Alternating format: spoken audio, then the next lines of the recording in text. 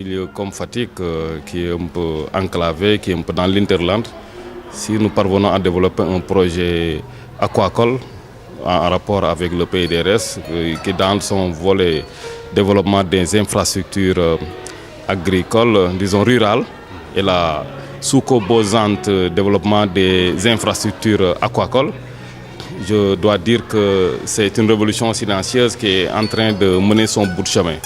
Nous assistons aussi à la première récolte qui est vraiment prometteuse parce que nous avons 5 bassins, que c'est que le premier bassin qui a été récolté. Je crois que le produit qu'il a donné, c'est un produit prometteur et que si nous nous mobilisons autour de cette ferme, je crois que le résultat sera probant, plus que probant même, parce que les femmes que j'ai trouvées ici, c'est des femmes très engagées, c'est des hommes mais même et des femmes très engagés autour de ce projet et que c'est un projet d'avenir. Quel est l'impact que ça peut avoir auprès des populations de Fatick? L'impact, c'est sur plusieurs ordres. D'abord, il y a l'apport en protéines animales.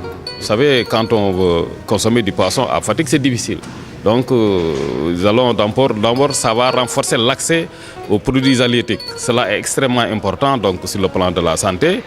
Deuxièmement, c'est un apport monétaire, puisque les femmes qui s'activent dans ce projet aussi améliorent leur accès aux revenus monétaires. Donc, c'est des activités génératrices de revenus.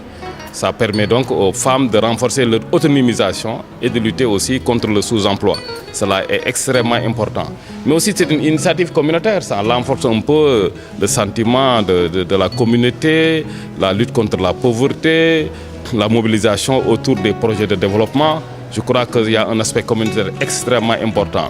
Mais c'est un projet aussi économique. Il faut en faire un projet économique, puisque le PDRS est un programme qui est appelé un jour à cesser ses activités. Il faut pérenniser dans le sens de renforcer cette activité, la développer, l'agrandir pour faire en sorte que Fatick devienne une destination, que Fatick soit vraiment un laboratoire sur le plan de la mise en place de l'exploitation de ressources et d'infrastructures aquacoles. Cela est possible puisque cela n'existe nulle part. Je crois que ça doit être une destination privilégiée. Il faut qu'on y travaille. C'est ça qui explique ma présence ici avec tous mes collaborateurs pour faire vraiment de Fatick la destination dans le cadre de l'aquaculture. Parce que l'aquaculture, c'est l'avenir. Vous voyez, les mers sont de plus en plus pauvres puisqu'il y a un accès libre. Il y a une pêche irresponsable, la mer est de plus en plus dégarnie, il nous faut des alternatives. Et l'aquaculture aujourd'hui constitue une alternative, une sérieuse alternative, et nous devons prendre les taureaux par les cornes ici, dans la commune de Fatick, en rapport avec la mairie qui est déjà très engagée, pour démontrer qu'on peut investir la tendance, on peut changer de paradigme pour faire en sorte que l'accès aux ressources halieutiques soit non seulement aussi garanti par les ressources, par la mer, les fleuves, mais aussi par les infrastructures aquacoles. Cela est bien possible si nous mobilisons, si nous croyons en nous-mêmes, si nous croyons en nos capacités. Donc pour la journée d'aujourd'hui, c'était une première récolte après le démarrage du cycle de production depuis ça fait maintenant 6 mois. Donc là, nous récoltons juste le bassin et la production obtenue approche la tonne. On a environ 1 tonne de production, ce qui n'est pas la production maximale. On peut produire au moins 2 tonnes par bassin. Ça dépend de l'assimilation par les bénéficiaires, c'est-à-dire les femmes que nous encadrons, des techniques de base de la pisciculture, de la gestion quotidienne des bassins. Mais bon, pour un début, on peut se satisfaire de la récolte obtenue aujourd'hui et renouveler notre engagement à accompagner les femmes. Et au-delà des femmes de Ndiaye Ndiaye, toute personne intéressée par l'aquaculture dans la région ou même dans la zone centre, nous restons disposés pour les encadrer dans le cadre de l'augmentation de la production en vue de satisfaire la demande de plus en plus croissante en poissons, alors que en même temps, les débarquements de la pêche sont de plus en plus rares. Hein? Voilà. Quelle est l'espèce de poisson qui a été développée ici? Ici, l'espèce que nous cultivons en Ndiaye Ndiaye, c'est le tilapia. Mais dans le cadre, au niveau national de façon générale, on peut cultiver aussi le silure, le poisson-chat, qui est Clarias garriepinus. Au-delà de Clarias, dans le cadre de la diversification, l'ANA encadre aussi les femmes, surtout dans la zone de Toubacouta, pour l'élevage des huîtres, qui est aussi une denrée très importante pour la satisfaction des besoins en protéines animales des populations, surtout dans les zones côtières. Donc voilà, d'autres espèces de poissons aussi sont en étude pour la diversification toujours. Voilà, et voilà, tout cela va dans le sens du développement de l'aquaculture pour juguler un peu les manquements au niveau de la pêche de capture. C'est un projet qui a 3 composantes. La composante développement des infrastructures rurales.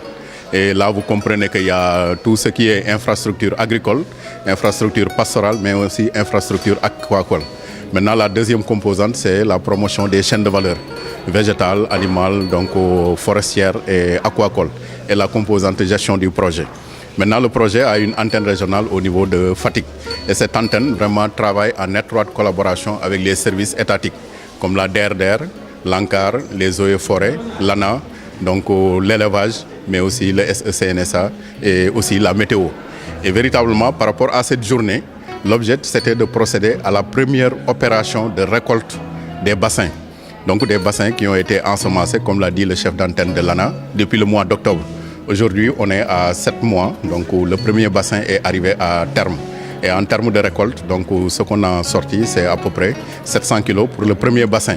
Mais là, dans la deuxième opération, on va vraiment faire le maximum pour atteindre au moins 1,5 tonne à 2,5 tonnes en respectant tous les paramètres physico-chimiques. Maintenant, par rapport à la ferme aquacole, le démarrage des travaux s'est fait en 2016, en octobre 2016, avec l'entreprise Sigma. On avait beaucoup de difficultés sur le montage du dossier, mais qu'on a essayé de rectifier pour avoir vraiment des bassins donc vraiment corrects, mais aussi qui pourront tenir au moins d'ici 10 ans avec un entretien respectable. Donc c'est une ferme qui est alimentée en eau à partir d'un mini-forage qui a capté donc une nappe à 110 mètres. Donc c'est de l'eau douce. Ensuite, l'eau est acheminée vers un réservoir de 5 mètres cubes avec un système solaire. À partir maintenant du réservoir, ça alimente les 5 bassins. Donc vraiment l'alimentation en eau est vraiment très facilitée. Maintenant aussi, la vidange est assurée par une pompe. C'est là où plus ou moins c'est un peu fastidieux, mais quand même on est en train de trouver des systèmes pour faire de l'amélioration. Il s'est trouvé que lors de la production, avec les eaux de vidange, actuellement il y a une nouvelle initiative donc, qui s'est créée. C'est vraiment le maraîchage qui est mené par les femmes, mais aussi l'abreuvement du bétail donc, au niveau de la mare qui est à côté. À côté aussi, il y a ce qu'on appelle le hangar qui abrite donc l'usine de fabrique d'aliments aquacoles. Donc c'est un hangar donc, de 50 tonnes de capacité. Et actuellement, les machines sont fournies et installées. On a une machine broyeur qui va donc moudre tout ce qui est céréales et sous-produits agricoles. Et maintenant, une machine mélangeur donc, qui permet de mélanger ces produits et une machine donc, qui fait la granulation pour qu'on ait le produit en grain, mais aussi un grain qui est flottant, donc apprécié par donc, les poissons. Donc les deux unités ont globalement coûté 64 millions. Donc 21 millions au niveau de la ferme aquacole et 34 millions au niveau donc, de l'usine donc, de fabrique d'aliments. Et ces deux unités au moins pourront employer au minimum 20 à 30 personnes, jeunes, hommes comme femmes. Donc là, ça va participer à la promotion de l'emploi, donc particulièrement l'emploi des jeunes. Mais aussi la production de poissons va contribuer sur la nutrition des populations, mais aussi la génération de revenus. Et l'usine aussi, véritablement, aura une dimension, je peux dire, nationale. Parce que dans toute la zone, Fatick, Kaolack, Tamba, Kolda, jusqu'à Kédougou et Thiès, on n'a pas une usine pareille. Donc c'est une usine qui va permettre de ravitailler l'ensemble donc, de ces fermes aquacoles qui seront mises en place. Véritablement remercier Michel le gouverneur de sa participation.